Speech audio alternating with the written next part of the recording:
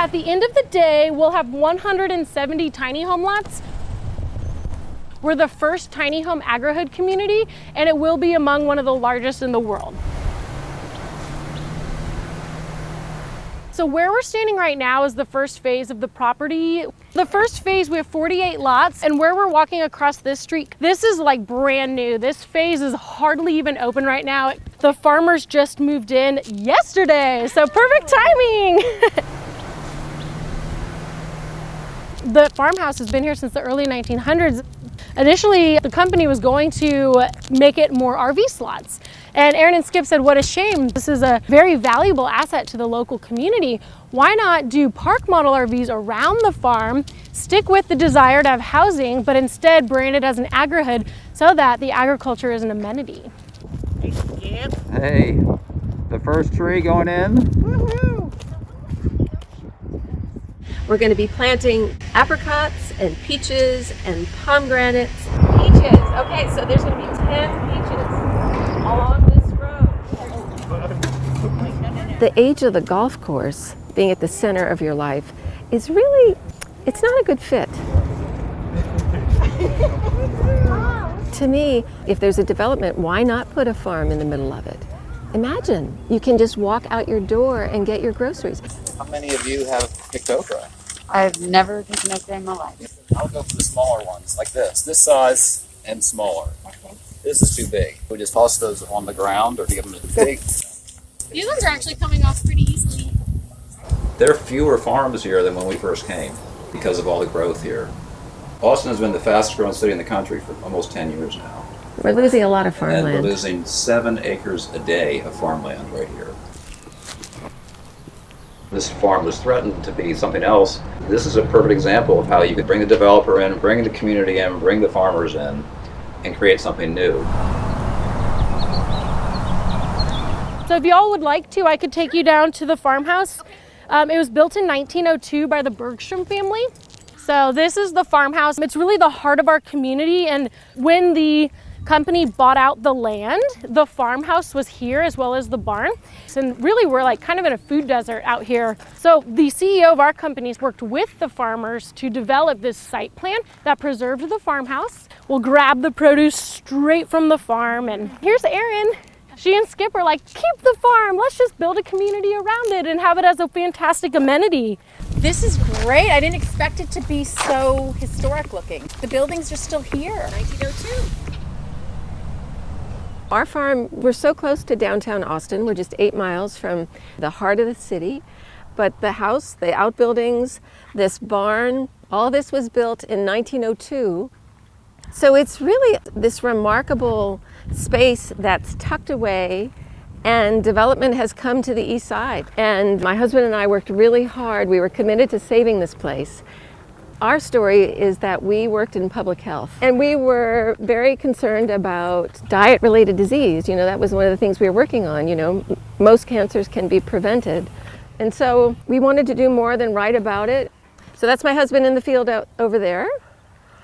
And my husband was raised on a farm in Pennsylvania, and he said, I want to start a farm. I was like, I don't want to have anything to do with farming. My family came to Texas in the 1870s. You know, we did the traditional ranching. And I can tell you stories that make your hair curl. So we didn't want to do traditional ranching or farming for that matter. And so we started a community farm, and we didn't know what we were doing. And we just said, come on, let's see what we can do. We were beginning farmers who were renting the land. We were running a certified organic farm that just became more and more popular. Where's the grass? Our neighbors asked us to teach their sons how to butcher chickens, so we did. I mean, essentially, we just did what our customers wanted us to do while we were learning how to farm. I mean, when we were first here, we had sheep and goats and pigs and Baby's so cute. you name it, we had it. And so we were teaching livestock classes, you know, how to raise livestock, how to butcher them. Shelly, Shelly with a wheelie tail. We had dinners in the field. Square, Shelly, Shelly, she's my pally. Sally, Sally, she's my pally. Treat that squirrel, she almost had it. It got bigger and bigger, and then when the developer came, we were intent on making sure that the farm stayed, and so were our customers.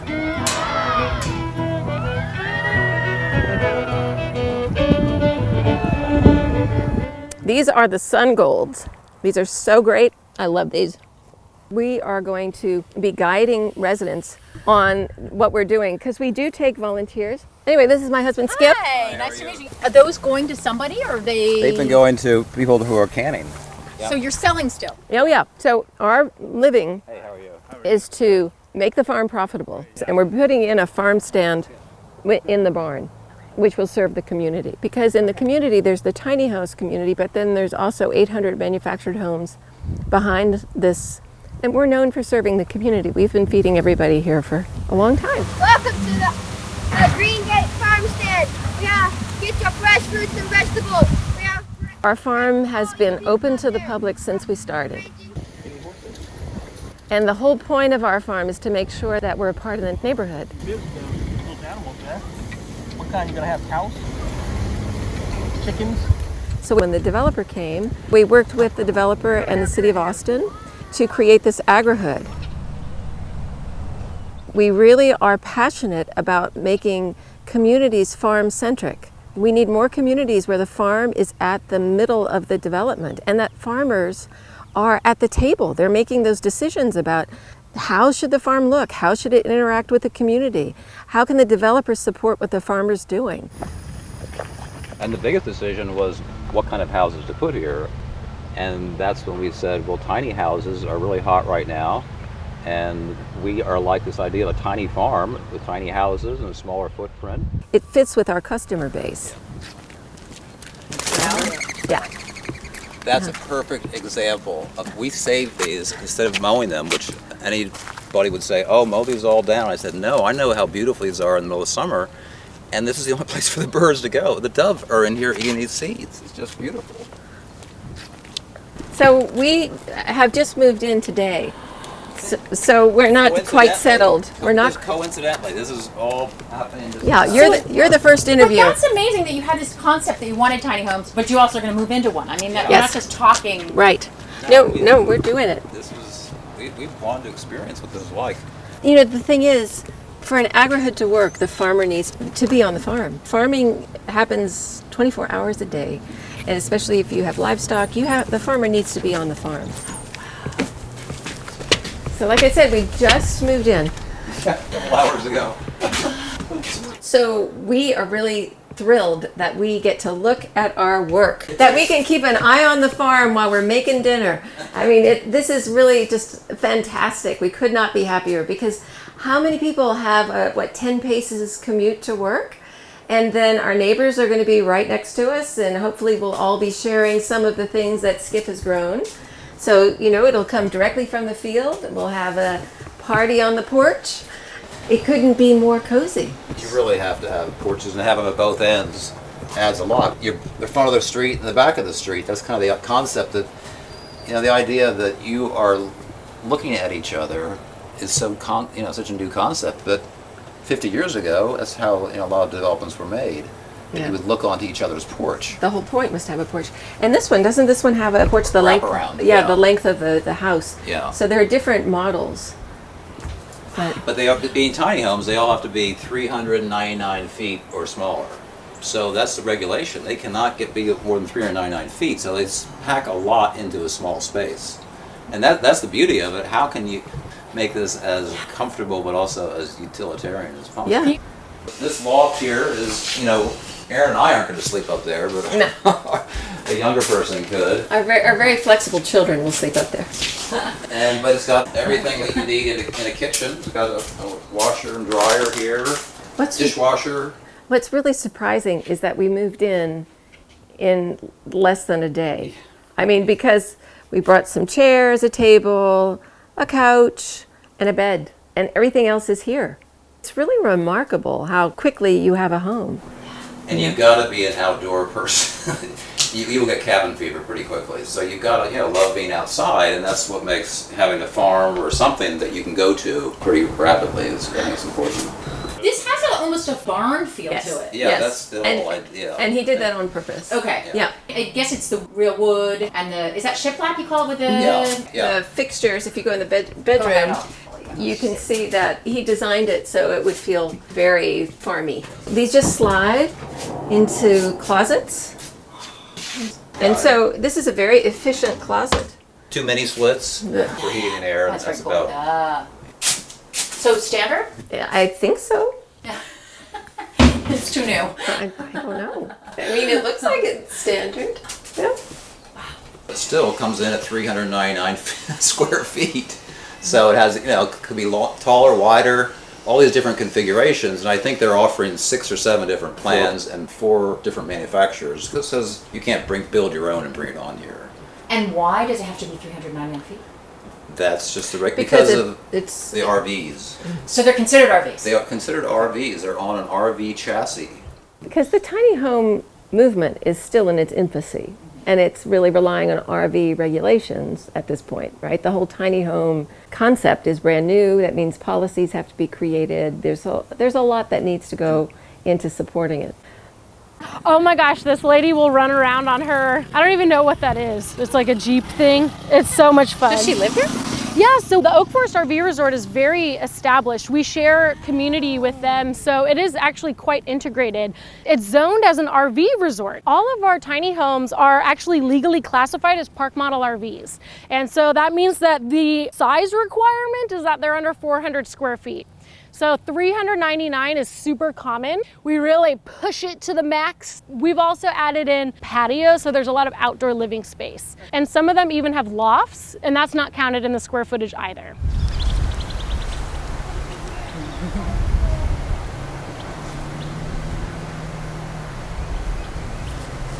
You want to see the bungalow? It's our most popular design without a loft. The bungalow is really great because it has division of space. So in tiny homes, some folks prefer the open space. This one has a little bit more division, like a galley style kitchen. It has a patio on the front and back. So lots of natural light. We've done floor to ceiling windows. So it makes it feel a lot larger than it is. And with the tiny homes, most folks embrace the minimalism lifestyle. So you'll notice doing more with less, smaller oven, and then smaller refrigerator. The 2-in-1 washer dryer combos are very popular. So that saves a little bit of space, and then you have some more storage. So there's always trade-offs in the different designs. Like this one has a lot of division of space. It has a larger bedroom. So this one could, if you wanted it to, it could fit a king-size bed. And then you have this fantastic patio, so even more of that outdoor living space. Truly, like many of my neighbors, we live on the patio. It's like a whole other living room. And we have over 10 designs. This one has a very contemporary edge. What's the outside? Steel frame. So it's very heavy. A lot of our residents will have bar stools so that it's not just a countertop, but also an eating space. That's always a challenge in a tiny home is, how do I have a table? So outside patio is an option, or we have these fantastic islands where you could put a bar stool arrangement. This one has a lot of upgrades. We did real hardwood flooring. The windows are higher than normal. Yes, so you still have privacy. Like if you were in here, you would have all this fantastic natural light. It almost feels like you're living in the clouds. However, if your neighbor was in their house, they wouldn't be peeping in at you. So you have to think about the fact that the houses are close together. They are, most of the lots are 30 feet wide, at least on the side we're on right now. So that gives you a little bit of space in between each house. We do a 0 lot line, so you have the whole other side to do a picnic table and all of this. But at the end of the day, you are next to a neighbor, and so yes, privacy. Most of them are sold with blinds, but for this one, there's so much beautiful natural light. They did the windows that were a little bit higher up so that you wouldn't necessarily need to cover up all the beautiful windows. Okay, so this one's the only unit that we sell with a ladder, but it is a way to save space. This one has the ladder and it's all window up here. So, but it's really low roof. Yeah, it's all window. They do have to keep the lofts a little bit short in length due to the restrictions with transportation. So these are not built on site. They're all built at a factory. Okay. So you'll notice it's pretty common in all of the lofts. This one's a little bit shorter than others, but if you're sleeping up here, it doesn't make too much of a difference. But it's the perfect amount of space for meditation. So you have that going for you. So the idea that there would be a bed up here, this would be the bedroom.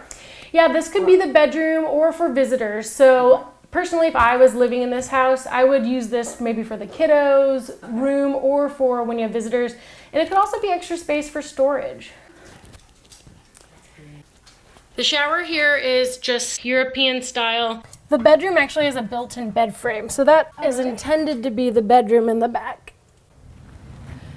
So if we walk down this direction, this is like what I would call the Founders Club side. These are the people who bought in when all it was a rendering on the wall. So some of these are custom builds where we worked with the builder and they said, I want this design, I want this lot. And then in that case, they would have chosen the location of their tiny home. Like for instance, she designed that house, so we weren't gonna put a Kona right next to it. We intentionally made one that's a little bit different, its neighbor. People own the land? So they do own the tiny home. You have equity in the home and the park model RV. So the land though is zoned as an RV resort. That makes sense. So because it's an RV resort, the land is rented, but that factors in like the property tax that our company pays on the actual land. It also factors in all the landscaping maintenance and upkeep of the pools. And so, there. My father was in the military, so we always traveled, like we moved every 3 years. And I always thought, how cool would it be to be able to move your house with you so you don't have to just like get a new house all the time when you move.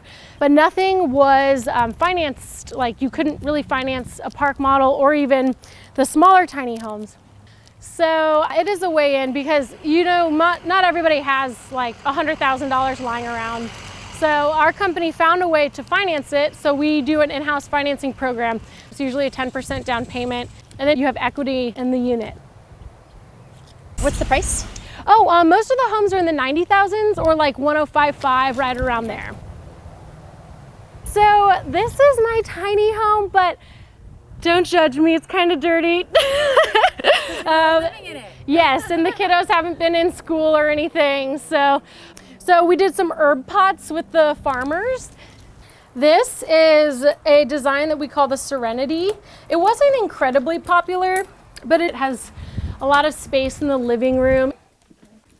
So this one's really wide design. It's perfect for our family. The kiddos have their loft space up above. It's a little bit more private. And then we do have full-size appliances, which is good when you have a family of 4. So it makes making meals and meal prep a little bit easier. There's enough space for furniture. We have a dining room table, which I also use for my at-home office. So I've got this little desk here. And then the kitchen table has also become a desk workspace. Our home's not really perfectly clean, but that's what happens when you're stuck inside for an entire week. Here's what the community looks like right now. Very peculiar for Austin, Texas. Lots of movement in the tiny home and reusing the space and getting really creative. We're like, where are we gonna put all these presents? The kids are cleaning out their loft space. It's under the couch! Back up! This one has a cool circular flow. So the washer dryer, this one's a stackable. And then in the bathroom here, plenty of countertop space. We stuck with modern day conveniences. Nice size shower. The frame is pretty high, so even if you're tall, you won't hit your head. All the bedrooms will fit a queen size bed. So we added this storage underneath so that we had a little bit of extra space. And then this one has like pocket doors so you can have privacy. Okay, so you're like, bye kids, we need to have some privacy. Right? And the pocket doors can be moved, kind of separating the space even though it has that nice feminine kind of circular flow. The loft area, so we split this up for the 2 kiddos. Sorry if it's a little messy. We're gonna be purchasing some dressers. We're buying cube design so they can store their toys and have a little bit of a wall in between their 2 beds. And then this over here will be a dresser. They really like this loft because it kind of feels like a little sanctuary and it's very cozy, like almost like a womb, like holding you. So I think once we add a little more privacy, it'll be even better for them. But yeah, they love the space. And usually they'll go up to the loft and be like, okay, bye, we're on our own now. The raised garden beds are super abundant right now. We planted this with the farmers, so this is up for anyone to grab. So there's squash, basil, tomatoes, peppers are growing. And then on Carrie's porch, you may see those coolers. She's actually the volunteer for their CSA program. So every Thursday, we grab our produce share and our eggs. That's how we've been picking up the produce share so far, until the general store's built. So this farm was built, the barn is a Swedish mule barn that was built in 1902 by the Bergstrom family. And so we believe it's the last farm of its kind in this area. I wanted to keep these were the old stalls for the mules. It's going to be the part of the farm that we depend on for washing and prepping vegetables. It will also have a small farm stand inside. Right now we're just drying flowers for seed saving. But we envision that this is going to be used as it was before. In the past, we had permaculture classes up here. We've had dinners, really beautiful dinners up here. It's a meeting space. It's a really flexible space for all kinds of things. That's going to be the chicken coop. We used to have our chickens in there, but that's as old as this barn. So our goal has been to save all the buildings on the farm. Yeah. And so that's been one of the best parts of this whole process, is making sure that Another 100 years. That it stays. That's our goal, another 100 years. We're saying it's the last barn in Austin city limits. I mean, I think it's true, because the city limits go right through this farm. We have hot peppers, sweet peppers, and melons are just doing great right now. These are a little small right here. Here's a perfect one. This is typical July here, where you get melons, you get tomatoes, you get basil, lots of okra, and soon we'll start transitioning in the greenhouse. Yeah. How much do you produce here, just out of curiosity? Like, what are we talking about, even for feeding? For right here? Yeah, I mean, I don't know how you could probably do, it's an acre and a half, so you could probably do 30, 40 families. Wow, because that doesn't feel that large. But it's very intensive. Everything, we'll take one crop out and put the other one back in, and that's why we have to put a lot of organic matter back into it. We just can't, you got to feed the soil. Speaking of organic matter, this is a perfect example of how we're making sure that we suppress weeds and then, keep the moisture in. So heavy mulching makes a big difference. From a tree that was cut down right over there. But it allows microbial life to flourish underneath. And also it's this is drip tape, so water's going through this. So this is making sure that the water's not boiling. So it's serving many, many purposes. Okay, flowers. This is my part. The pretty part. Well, and it's also the pollinator part. We think it's fun to create a bouquet that is your centerpiece that you can eat. So you just rip it up and put it in your salad or on your plate. But we're going to make it even bigger. That's one of the things that we've worked on with the developer, is that we need more edible landscaping, and so there's going to be fruit trees. No turf, because turf means herbicides, and turf means right. Constantly mowing them. So we need flowers, we need bees, we need fruit trees. It needs to be really, really rich and diverse. And it's really therapeutic. I mean, a lot of people come here and, most people don't realize that the flowers that you buy in the store have been bred not to have scent. Hey, here you go. There we go. What are the grapes? No. Yes. Every year we harvest grapes and jam. And this was great at camp, teaching the kids how to make jam jelly. It's great. But you can see the butterflies on the scabosia. So, and is that good? Yeah, absolutely. Really? Sure. I thought butterflies meant a bug. No. There's beneficial insects. We want beneficial insects because they eat the ones we don't want. They eat aphids. And also they're beautiful. It's important to have beauty around you. What we love too of an Agrihood is that they're going to be able to look off their porch and see us working out here and be curious. And then we'll say, hey, come on over. But be curious about, so what are you doing? And then it's an opportunity to talk to them and engage them and for them to appreciate just exactly what it takes to grow food, because a whole generation and we've lost that appreciation. We've lost the knowledge too. And so when you can just walk out of your house and be engaged with that, And imagine if there were so many of these. Imagine if every neighborhood had a farm at the center. Imagine. Imagine if all the amenities that developers put in aren't pools and golf courses, but places that green spaces That are beautiful and edible. Yeah, that's why we're so excited about this.